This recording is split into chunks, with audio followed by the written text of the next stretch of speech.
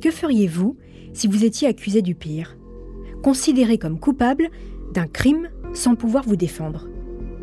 L'histoire de Claude Nolibé est de celle-ci. Un cauchemar. Le cauchemar d'un père qui a duré plus de 10 années. Un soir de juillet 1991, la vie de cet homme bascule. Devant sa maison, Caroline, sa fille de 18 ans, couverte de sang, gît au pied du portail. Touchée au cœur, elle s'éteint dans les bras de son père, impuissant. Claude est le seul témoin. Autour de la scène de crime, aucun indice. À Clérac, petit village du Lot-et-Garonne, personne n'a rien vu ni rien entendu. Pour ce père de famille, c'est le début d'un véritable chemin de croix. Dans cette affaire, il a tout perdu. Sa fille, son travail, ses amis, sa liberté et son honneur. Le meurtre de Caroline aurait pu ne jamais être élucidé. Le dossier Nolibé aurait pu rester dans le fond d'un placard, d'un tribunal et rejoindre les nombreux cold cases que compte la justice. Mais pour Claude Nolibé, au nom de sa fille, il fallait que la vérité éclate. Dans cette série consacrée au mystérieux assassinat de Caroline Nolibé, je vais vous raconter l'histoire d'un père, victime désigné coupable, dans une enquête bâclée. Vous écoutez Homicide, je suis Caroline Nogueras.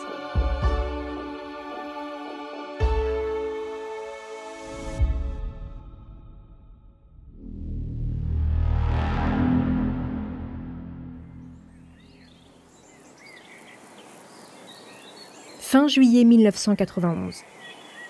Dans le village de Clérac, petite bourgade de 2500 âmes près d'Agen, tout est calme. C'est la fin de la journée, le soleil se couche doucement, colorant le ciel d'un beau rouge orangé. Dans les petites ruelles bordées par le Lot, les volets des maisons se ferment, les uns après les autres. Il est presque 23h quand Séverin Stédil sursaute. On sonne à sa porte. À cette heure-ci, c'est Claude, le voisin d'en face. Il est torse nu, les mains couvertes de sang, l'air complètement paniqué. « Je crois qu'on a tué ma fille », dit-il. Séverin sort à toute vitesse de chez lui, traverse la route. Derrière le portail de Claude, il aperçoit au sol une masse sombre. C'est Caroline, avec du sang partout. Claude, hagard, se jette sur elle, lui parle, mais la jeune fille ne respire plus. Séverin retourne à son domicile et appelle le médecin du village. Ce dernier arrive sur place quelques minutes plus tard et ne peut que constater le décès de Caroline d'une mort violente. Une demi-heure plus tard, la gendarmerie est là, prévenue par le médecin. Le corps de la jeune femme est sur le dos. Son père affirme qu'il l'a retournée lui-même. Elle était accrochée comme pendue au portail. Il a essayé de la sauver. Autour d'elle, une mare de sang et un parapluie. Caroline est habillée et semble avoir été poignardée au niveau du cœur. Aucun couteau, aucune trace de lutte. Elle est comme posée là, après une attaque éclair. Les gendarmes font un tour du jardin, puis se dirigent vers la maison de Claude. Sur la porte, côté extérieur, un trousseau de clés avec un petit cœur rouge. Les clés de Caroline? La jeune femme a-t-elle été agressée au moment où elle rentrait chez elle? À l'intérieur de la maison, aucune trace de bagarre, mais de nombreuses traces de sang. Il y en a partout. Sur le sol, le téléphone, l'interrupteur, sur une table et sur le volet de la cuisine à hauteur d'homme. Qui a fait cette trace? Caroline ou bien son agresseur? Des traces de pas et des mégots sont relevés dans le jardin. C'est tout ce qu'il y a. C'est peu pour une enquête. Il n'y a quasiment rien à tirer de la scène de crime. Mais une chose intrigue les gendarmes. Le père de la victime, Claude Nolibé, la cinquantaine, couvert de sang sous le choc, il peine à parler et ses explications sont confuses. Il raconte dans le documentaire Affaires classées diffusé sur France 3 en septembre 2009. Ce soir-là, j'étais parti après mon travail, je suis parti faire un tour à la pêche. Ma fille elle aime bien le poisson. Et je suis parti à la pêche, j'ai pris mes outils de pêche, tout ça. Et je suis revenu à la maison, il était vers 8h moins le quart, alors je ne me rappelle pas juste de l'heure. Et à l'arrivée à la maison, ma fille n'était pas là. Alors j'ai rangé mes affaires et je me suis mis à souper le soir. Alors ma fille n'était pas rentrée et j'ai laissé son couvert. Et j'ai regardé l'émission, il y avait Interville ce jour-là. Comme ça ne m'intéressait pas tellement, Je suis allé me mettre au lit, me coucher. Je m'étais assoupi et tout à coup, je me suis réveillé. J'ai entendu un râlement. Et ça venait vers le portail, le râlement. Alors, je ne pouvais rien voir, vu qu'il faisait très très noir. Alors vite, j'ai descendu en bas. Je suis à la salle de bain, j'ai mis mon pantalon. J'ai allumé toutes les lumières, la cuisine, le couloir. J'ai allumé la galerie dehors. Et quand j'ai ouvert la porte de dehors, ce que je vois le long du portail, c'était ma fille.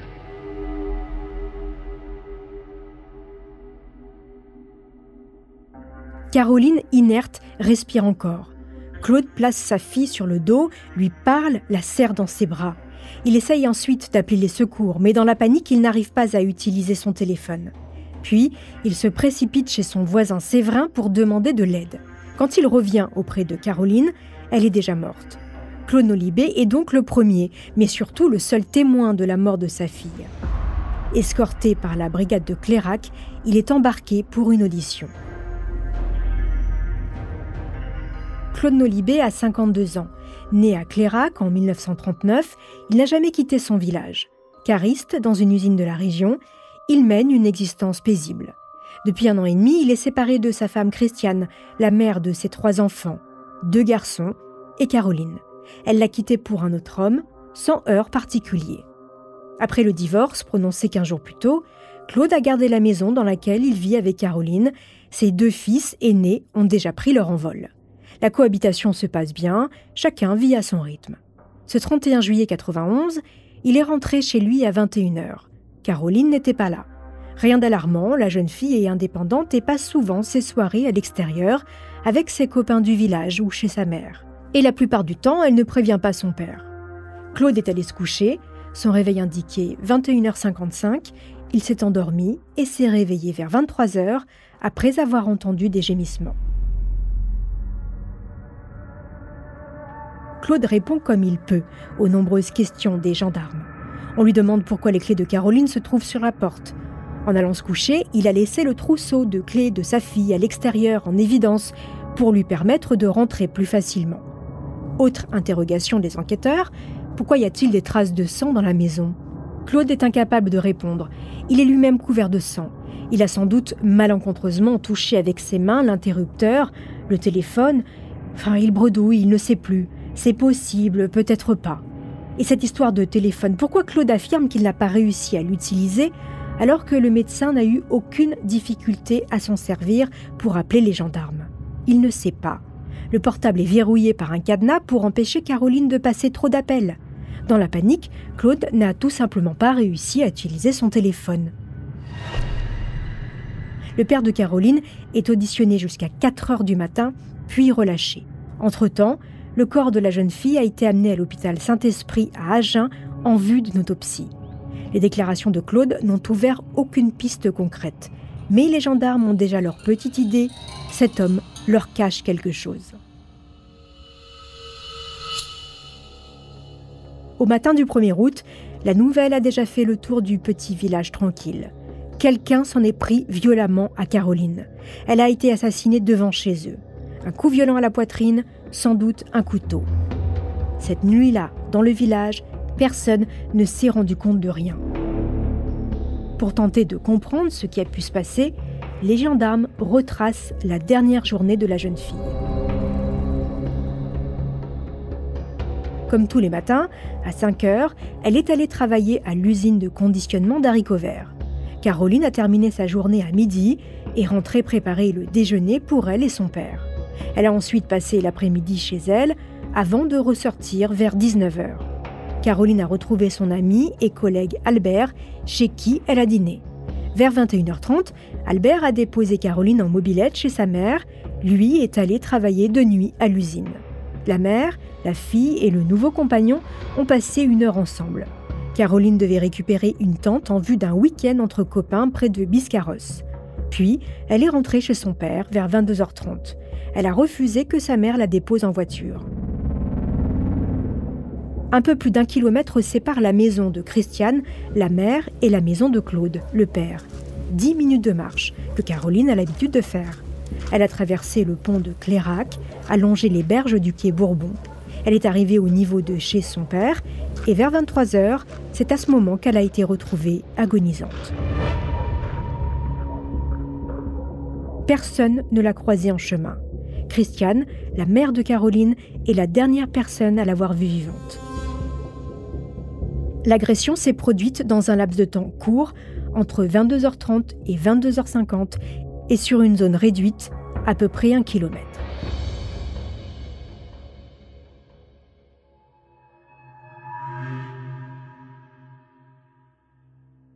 Le lendemain des faits, les gendarmes interrogent les voisins des Nolibé. Au début du mois d'août, beaucoup sont en vacances. Caroline a sans doute été suivie ou attendue par son agresseur. Dans ce cas, quelqu'un a dû voir ou entendre quelque chose. Clérac, c'est pas bien grand. La zone d'habitation de Caroline, le quartier de Longueville, est résidentiel.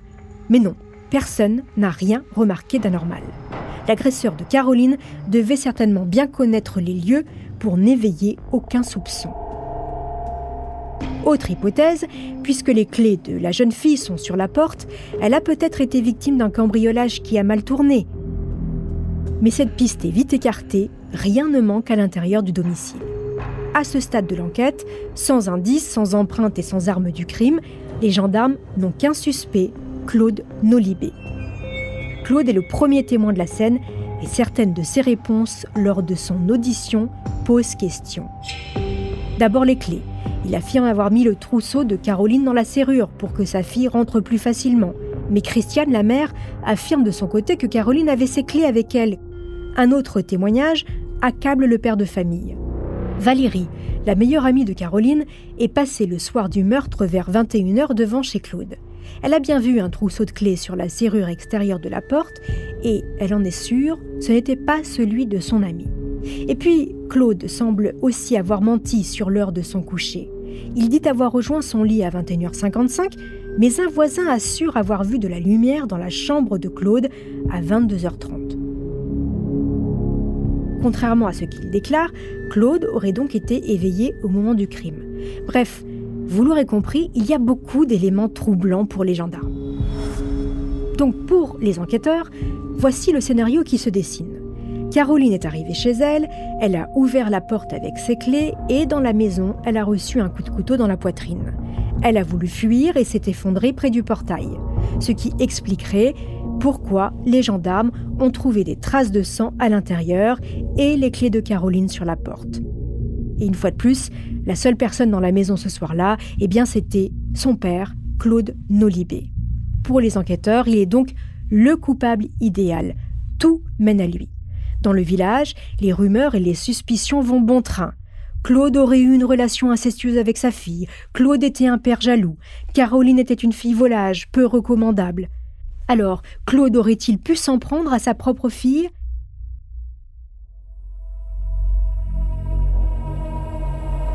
Ce que je ne comprends, je n'ai jamais compris qu'on inculpe quelqu'un comme ça, sans preuve, sans rien. Ils n'ont pas trouvé l'arme du crime. Il en fallait un. On a pris le père. Claude Nolibé, que l'on entend, a perdu sa fille Caroline, 18 ans, assassinée le 31 juillet 1991, devant chez eux, dans le village de Clérac. Retrouvée agonisante par son père, Claude, Caroline s'est éteinte dans ses bras. Autour de la scène de crime, aucun indice, aucune arme, aucun témoin. La jeune fille a été tuée violemment et très rapidement. A-t-elle été victime d'un rôdeur, d'une vengeance personnelle ? Interrogé par la brigade de Clérac en tant que témoin, Claude Nolibé se perd dans ses explications. Il se contredit. Il est dans la ligne de mire des enquêteurs.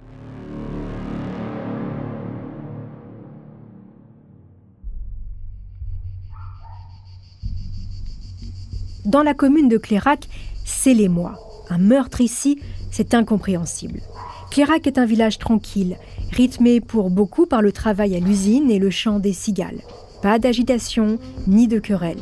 Un lieu de vie agréable et sans problème. Alors pourquoi ? Pourquoi une jeune fille du coin, apparemment sans histoire, a-t-elle été assassinée ? L'enquête sur le meurtre de Caroline Nolibé est confiée au procureur de Marmande, Claude Gour. Le lendemain des faits, l'homme déploie une armada d'enquêteurs sur les lieux pour récolter un maximum d'indices. Une équipe de plongeurs d'Arcachon, une dizaine d'hommes grenouilles, sondent le Lot et le puits du jardin Nolibé. Ils cherchent l'arme du crime, un couteau effilé. Mais ils ne trouvent rien. Le tueur n'a laissé aucune trace derrière lui, rien dans le jardin, ni dans la cour, ni dans le caniveau, ni même sur les berges du Lot.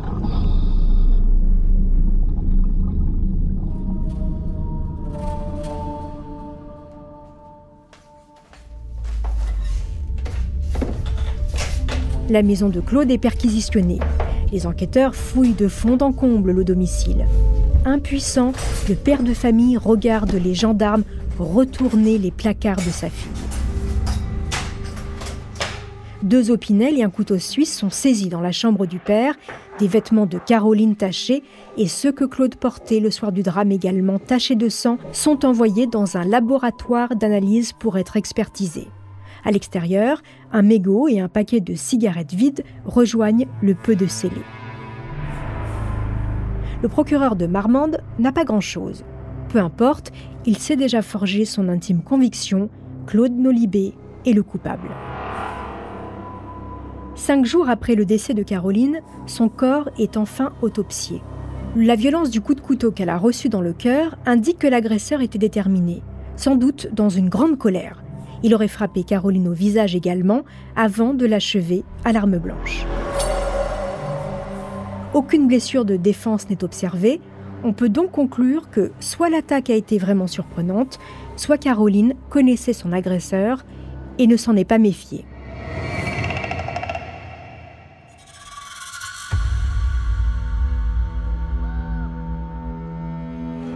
À Clairac, l'atmosphère est pesante. Au marché, les journalistes, de plus en plus nombreux, se frayent un chemin entre les étals pour tenter d'obtenir des informations. Les villageois se regroupent, se questionnent, lancent des hypothèses. C'est dans ce contexte qu'ont lieu les obsèques. Une semaine après le décès de Caroline, tout le village est là pour lui rendre un dernier hommage. Tout le village, et les gendarmes. Le meurtrier est sûrement dans la foule. Les gens s'épient, mais les habitants de Clairac et les enquêteurs ont surtout les yeux rivés sur un homme, le père. Les mains sur le cercueil de sa fille, le regard dans le vide, sans expression, Claude essaye comme il peut de faire face, malgré les soupçons qui pèsent sur lui. L'heure est au recueillement pour toute la famille de Caroline. Mais qui était cette jeune fille ?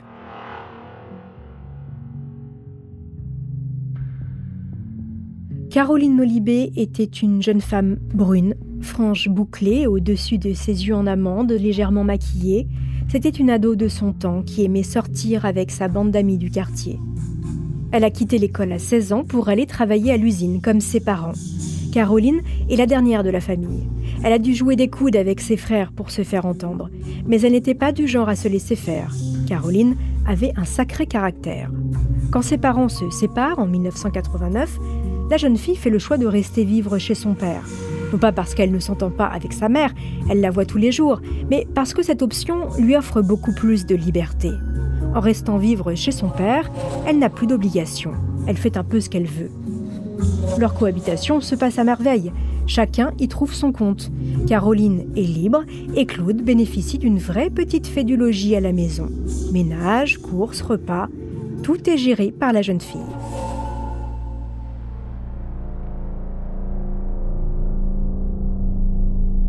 En réalité, Claude n'avait pas beaucoup d'autorité sur sa fille. Elle vivait comme elle l'entendait, retrouvait ses amis le soir, sortait parfois le dimanche en boîte, sans jamais prévenir son père.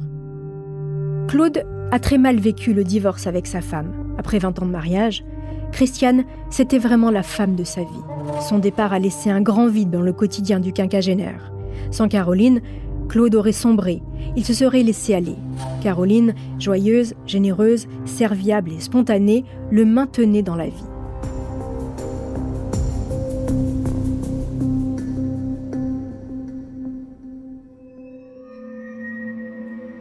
En tous les cas, dans le village, la rumeur enfle. Au café, on raconte que Caroline était une jeune fille volage, peu recommandable. Elle fréquentait des dealers et des prostituées. Elle-même se prostituait. C'était une petite dévergondée. Et cette rumeur se répand comme une traînée de poudre. Tout est déformé. Tout est amplifié. Claude adorait sa fille ? C'est sûr, ils entretenaient une relation incestueuse. Caroline n'avait pas de petite amie ? Normal, elle avait la cuisse légère et se faisait même payer pour. Claude était jaloux. Sa jalousie l'a amené à la folie. Il a tué sa fille. Voilà, des on-dit gonflés par les investigations des gendarmes qui ne tendent que vers un seul homme, comme d'habitude, Claude Nolibé. À Clairac, l'homme est devenu un paria. On l'évite, on ne lui adresse plus la parole, on lui tourne le dos. En moins de 2 semaines, sa vie s'écroule. Il a perdu sa fille qu'il aimait tant et aux yeux de tous, même de ses proches, il est le coupable.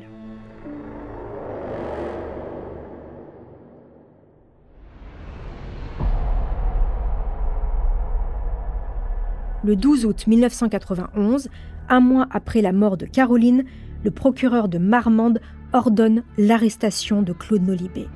L'homme accusé ne résiste pas, sonné, il accepte son sort et suit les gendarmes.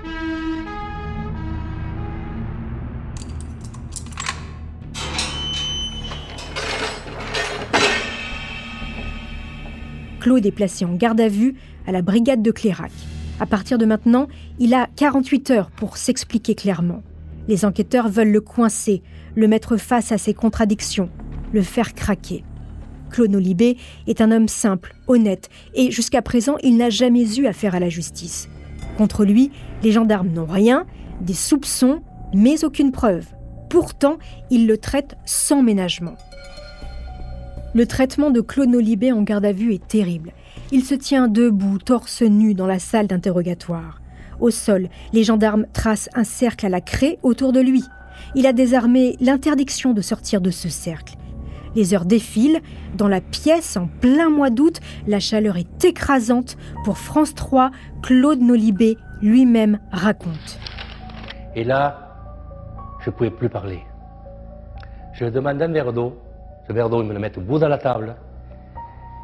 Je veux pour prendre ce verre d'eau. Il me dit non, tu prendras ce verre d'eau quand tu auras avoué. Après, le commandant Sasso, il m'appelle à part, dans une pièce, il me dit, tu viens là. Il me dit, tiens, tu prends ce stylo, tu signes là, comme quoi, tu n'as pas fait exprès. Il dit, tu feras 1 an et demi de prison.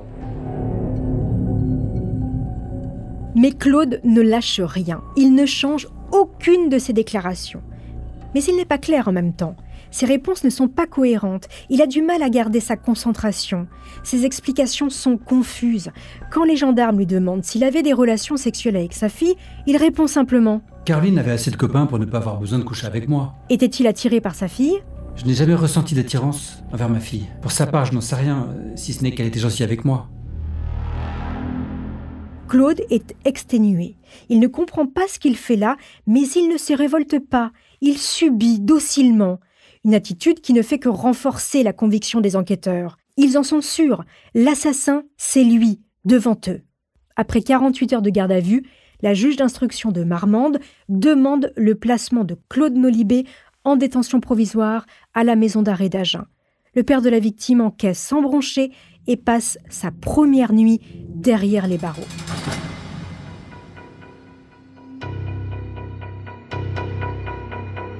Cinq jours après avoir été mis en examen, Claude décide enfin de prendre un avocat.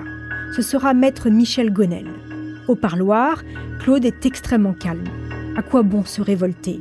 Il est innocent, il fait confiance aux enquêteurs. La police va bien finir par trouver le vrai coupable. S'il faut en passer par là pour comprendre pourquoi sa fille a été tuée, eh bien il est prêt à tout. Tandis qu'il croupit en prison, le rapport d'un policier de la scientifique arrive dans le bureau des enquêteurs et il est accablant. L'expert est clair. La position dans laquelle Caroline a été retrouvée par les gendarmes ne correspond pas au dire de Claude. Claude s'est penché sur sa fille et son pantalon a été imprégné de sang, mais d'autres traces ont été retrouvées, des giclures qui restent inexpliquées. Selon l'expert, cette tache atteste que le père était présent au moment du meurtre. Les traces de sang retrouvées sur le volet maintenant. Claude affirme les avoir faites lui-même. Mais pour l'expert, elles ont été faites par une surface lisse, sans doute la veste en cuir de Caroline. La jeune fille a eu le temps d'atteindre le volet avant de mourir. Elle était donc arrivée jusqu'à chez elle avant de recevoir un coup de couteau. 1 mois après l'incarcération de Claude, la juge d'instruction décide d'organiser une reconstitution des faits.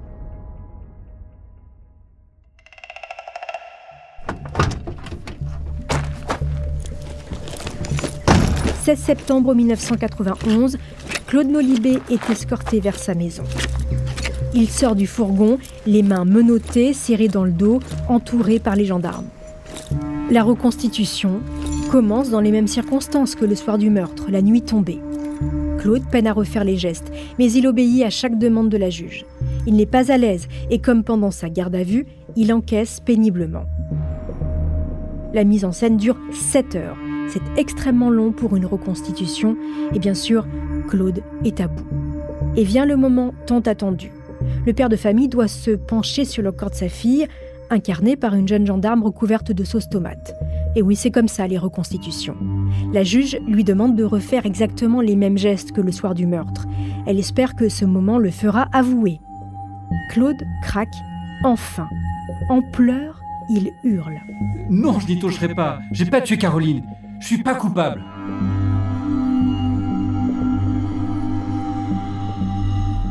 La reconstitution s'arrête là. Il est 2h du matin. Dès le lendemain, l'avocat de Claude dépose une demande de libération, acceptée par la juge. Nolibé est libéré de prison le 27 septembre. Sans aucune preuve contre lui, sur la simple conviction d'un procureur, il a passé 45 jours en détention provisoire. Libre, mais toujours mis en examen pour le meurtre de sa fille. 4 jours après sa libération, une 3e perquisition de sa maison est ordonnée. La justice semble s'acharner, mais on ne trouve rien de plus que les fois précédentes. À ce stade, mis à part son avocat, personne ne veut croire en sa version des faits. Il est libre, oui, mais une nouvelle bataille commence. Il va maintenant devoir se battre pour son honneur et pour que la vérité éclate.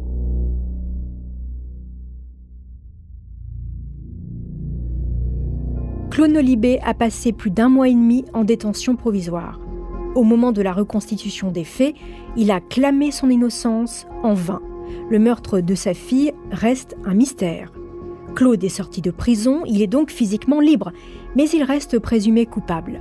Les gendarmes piétinent dans l'enquête, les années passent, la juge d'instruction doit faire un choix, renvoyer l'affaire devant les assises et juger Claude ou classer l'affaire sans suite. 4 années pendant lesquelles il ne se passe rien. Une enquête qui piétine. Aucun nouveau témoignage, aucune nouvelle piste ne s'est dessinée. 4 ans après les faits, en 1995, la juge Rouquier-Lafitte décide de reprendre les investigations depuis le début, avec une nouvelle équipe de gendarmes qui reprennent tout à zéro. De retour sur les lieux du drame, il constate qu'à une centaine de mètres de la maison de Claude se trouve un foyer d'hébergement pour handicapés, l'Institut médico-éducatif de Castille. C'est une piste qui n'a pas été fouillée en 1991. Revenons un peu en arrière, pendant l'été 91. Le lendemain du crime, le 1er août 91, le centre ferme ses portes pour les grandes vacances. Il n'y a plus aucun résident au sein de l'établissement, enfin, normalement. 1995. Dans le doute, la nouvelle équipe d'enquêteurs demande au directeur du foyer de fournir une liste des potentiels pensionnaires qui auraient pu passer une dernière nuit au centre le soir du crime avant la fermeture annuelle. 5 personnes étaient présentes, selon le directeur, ce 31 juillet 1991. 5 personnes qui n'ont pourtant jamais été interrogées. 5 potentiels suspects. Les gendarmes vérifient les antécédents de chacun d'entre eux. Aucun n'a de casier judiciaire. La piste du foyer d'hébergement pour adultes handicapés est donc écartée.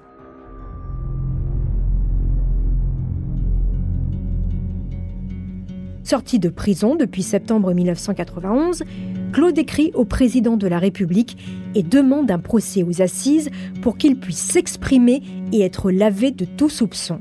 Son avocat, Michel Gonel, revient sur le calvaire de Claude dans l'émission Affaires classées sur France 3. Pendant tout ce temps, Claude Nolibé n'a pensé qu'à cette affaire du matin jusqu'au soir.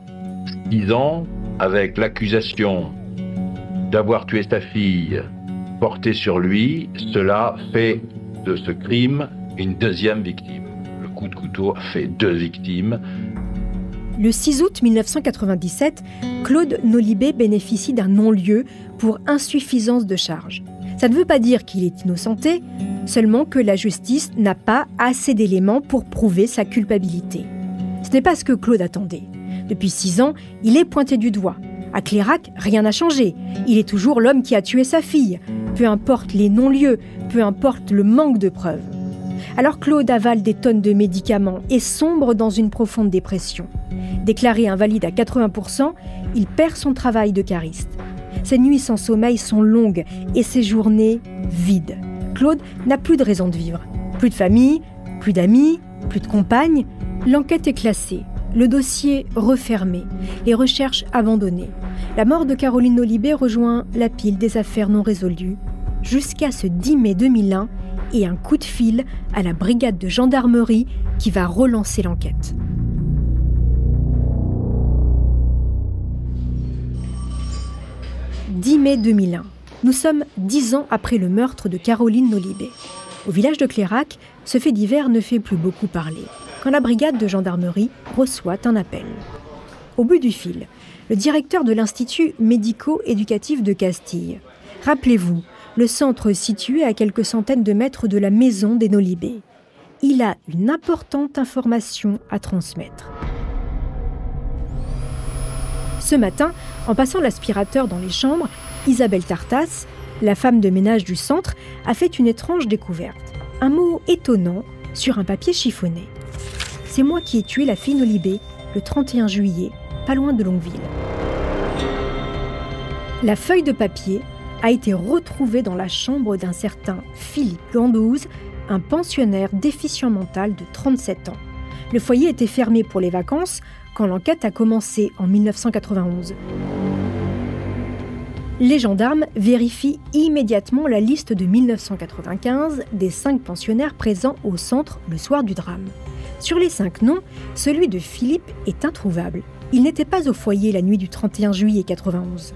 Mais les enquêteurs ne s'avouent pas vaincus et demandent une nouvelle liste des pensionnaires présents le soir du crime. Et là, bingo! Le directeur de l'établissement fouille dans sa mémoire et, finalement, il se souvient. Oui, Philippe Gandouze a bien dormi au centre le soir du drame.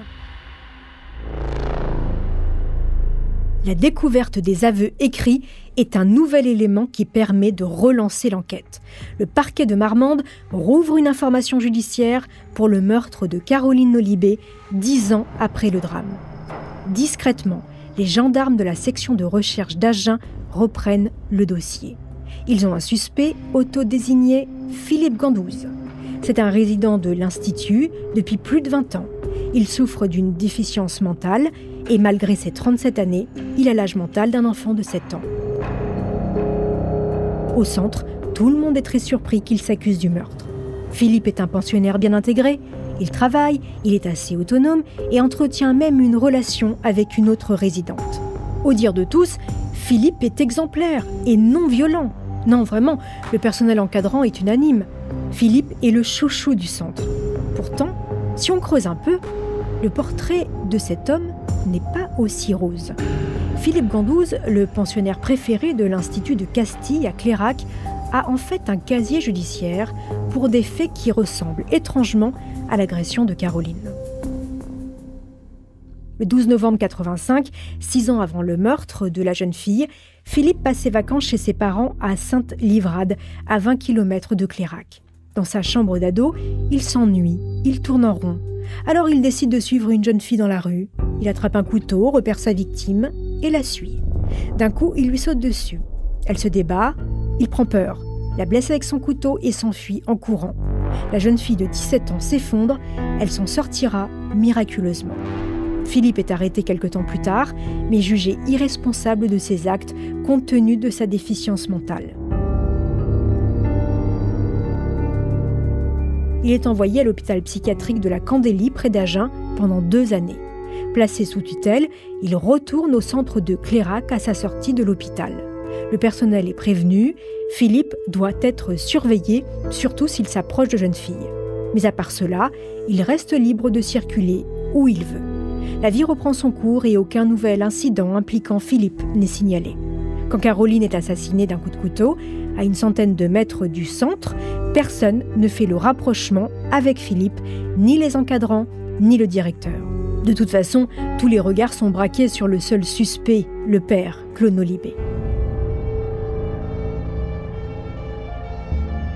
Après 20 jours d'investigation, les enquêteurs ont assez d'éléments contre Philippe Gandouze pour l'interpeller. Le 30 mai 2001, au centre d'hébergement de Castille, une équipe de gendarmerie pénètre dans sa chambre. Immédiatement, sans qu'aucun mot ne soit échangé, Philippe se lève de son lit et crie « Je n'ai tué personne ». Sa chambre est perquisitionnée. Dans ses tiroirs, les enquêteurs retrouvent un carnet sur lequel est écrit « Liste de personnes à tuer »,« Liste à agresser », 3 couteaux de type Opinel et un gant sectionné au poignet.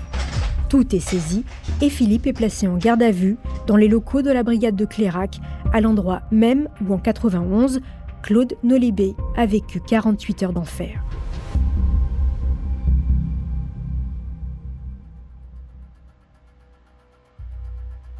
C'est une enquêtrice qui mène l'interrogatoire de Philippe Gandouze. Elle lui laisse le temps de raconter sa vérité. Et après quelques minutes, il avoue calmement. Ce qu'il a écrit sur ce papier, c'est la vérité. Il avait besoin de l'écrire pour se soulager.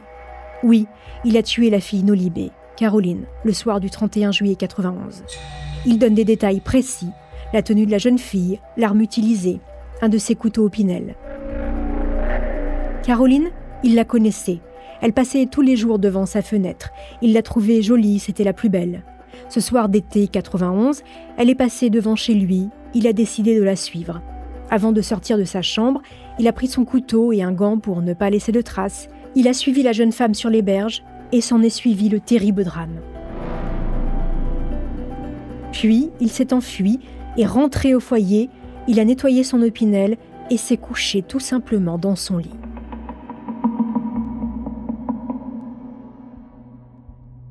Contrairement à ce qu'affirmaient les experts, Caroline Nolibé n'a donc pas été tuée chez elle, mais à 70 mètres de sa maison. Avec ses dernières forces, elle a marché jusqu'à son portail avant de s'écrouler. Philippe Gandouze a avoué, mais ses aveux sont-ils plausibles? Rappelez-vous, c'est un adulte à l'âge mental d'un enfant de 7 ans. Aucun de ses encadrants ne croit en sa culpabilité. Et surtout, peut-il passer devant une cour d'assises? Plusieurs experts examinent Philippe et il en ressort qu'au moment du crime, son discernement était altéré mais pas aboli. Il va donc pouvoir être jugé. Une reconstitution des faits est organisée dans la foulée. Philippe reproduit les gestes, montre le lieu de l'agression, désigne le parapluie de Caroline parmi plusieurs autres et réitère ses aveux. Bref, tout concorde. Mais 3 mois après ses aveux, Gandouze se rétracte devant le juge d'instruction. C'est trop tard, il en a trop dit. Il est bien le meurtrier de Caroline.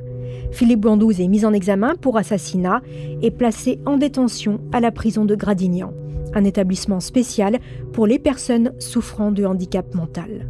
Son procès est prévu 3 ans plus tard devant la cour d'assises du Lot-et-Garonne.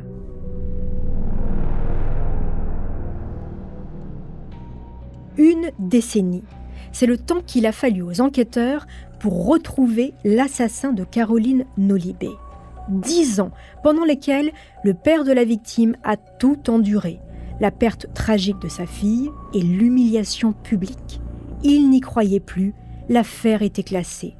Mais en 2001, par le plus grand des hasards, un bout de papier est retrouvé. Il y est écrit « J'ai tué la fille Nolibé ». Son auteur, Philippe Gandouze. Le soir du meurtre, il vivait à une centaine de mètres du lieu du crime. Personne n'avait pensé à lui.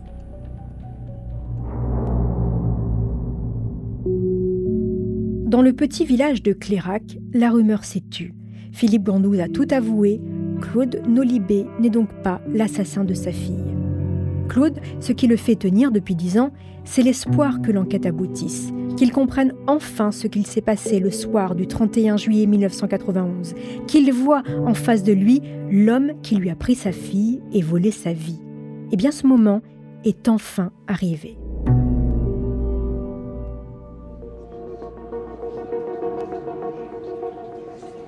Le procès s'ouvre le 10 janvier 2004, 12 ans après le meurtre de Caroline Nolibé à la cour d'assises d'Agen.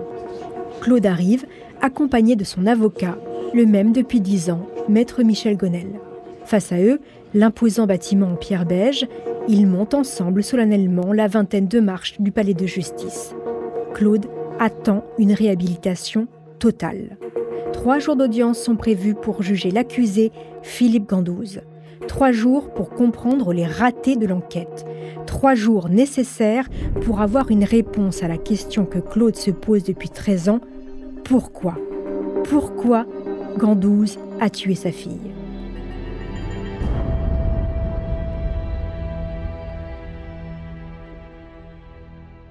Dans la salle, tout en longueur, du palais de justice, Philippe Gandouze s'installe tout sourire sur le banc en bois. Il semble totalement déconnecté, comme s'il ne comprenait pas vraiment sa présence dans le box des accusés. Le visage rond, le regard doux, il ne ressemble en rien à un tueur sanguinaire. Il est presque attendrissant. Il s'assoit, jette un regard dans la salle, cherche des yeux les gens qu'il connaît, fait coucou à sa famille. C'est un enfant venu à son procès comme on irait au spectacle. À la barre, ses proches se succèdent pour le raconter. Les accompagnants du centre d'hébergement sont unanimes. Philippe est un gentil, incapable de faire du mal à une mouche. Ils ne comprennent pas ce qui a pu se passer. Sa mère, à la barre, raconte avoir fait tout son possible pour que son fils handicapé mental depuis la naissance ne soit pas différent. Philippe a eu une enfance heureuse. Il a grandi avec ses frères, sa sœur, jusqu'à ses 17 ans, avant d'être placé dans le foyer pour handicapés à Clairac. Son père, un ancien harki, est décédé. L'un de ses frères s'est suicidé. Il n'a pas toujours bien vécu la séparation avec sa famille, mais interrogé à ce sujet, il préfère rester silencieux. Ses frères, Ali et Hamid, doutent de sa culpabilité. Philippe n'a jamais montré aucun signe d'agressivité. Alors comment aurait-il pu s'en prendre à une jeune fille avec un couteau ? Une petite amie de l'accusé, Pierrette, raconte leur relation. Une vie normale, où les 2 tourtereaux se retrouvaient pour regarder la télé. Une description à l'opposé de ce que décrit sa première victime de 85. La jeune fille, laissée pour morte après avoir croisé le chemin de Philippe, témoigne courageusement. Ce jour-là, le 12 novembre 85, elle s'est vue mourir.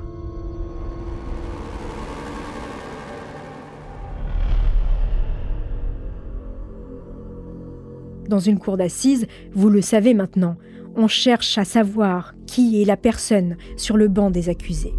Mais les experts psy sont face à une énigme. Comment cet homme peut-il être à la fois si paisible et si brutal ? Pourquoi passe-t-il à l'acte ? Que cherche-t-il ? Il dit que des pulsions de colère le mènent à la violence, des pulsions nées d'un sentiment de rejet, de faiblesse. Mais a-t-il les capacités mentales de les contrôler ? À toutes les questions qui lui sont posées, Philippe botte en touche. Il ne sait pas, il ne se souvient pas. Le procès pourrait basculer. En raison de son handicap, Philippe pourrait être acquitté. Rien n'est joué. Côté partie civile, Claude Nolibé serre les dents.